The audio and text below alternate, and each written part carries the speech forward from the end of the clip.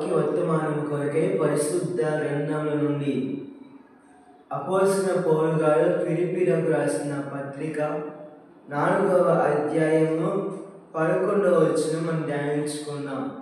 అపోస్తలుడైన పౌలు గారు ఫిలిప్పీలకు రాసిన పత్రిక 4వ అధ్యాయం 11వ వచనం 12 మనం చదువుకుందాం. నాకు కొలువ కలిగినందున నేను ఇలాగూ చెప్పుటలేదు. నేను ఏ స్థితిలో ఉన్నానో ఆ స్థితిలో సంతృప్తిని కలిగి నేర్చుకొని ఉన్నాను. దీన స్థితిలో ఉండా నేను ఎరుగుదును, సంపన్న స్థితిలో ఉండా నేను ఎరుగుదును.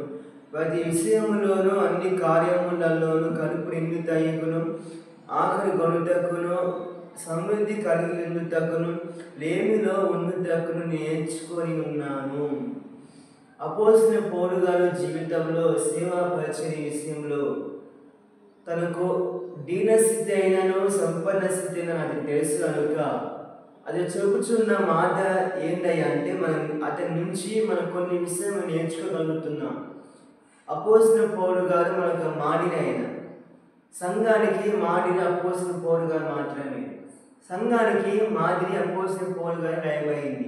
ఈరోజు అపోస్తలుడైన పౌలు గారు మనము తాను చేసిన దేవుని సేవ పరిచర్య విధానంలో తనకున్న పరిస్థితి, అది ఏ స్థితి అయినా కానీ, సంపన్న స్థితి అయినను దీన స్థితి అయినను కూడా, ఏ స్థితిలోనే నేను ప్రభువుని ఆరాధిస్తున్నా, ప్రభువుని ఏ స్థితిలోనే నేను ప్రభువుని సంపన్న స్థితిలోనైనాను, కలిమి లేని స్థితిలోనైనాను, కడుపు నిండుతాయినను, ఆకలి గొంటునైనను ప్రతి విషయంలో నేను ప్రభువుని స్తుతిస్తున్నాను రాయబడి వచ్చింది.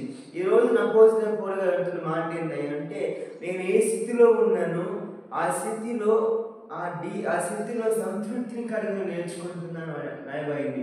దీన స్థితి అందునా సంపన్న స్థితి అందునా నడచినను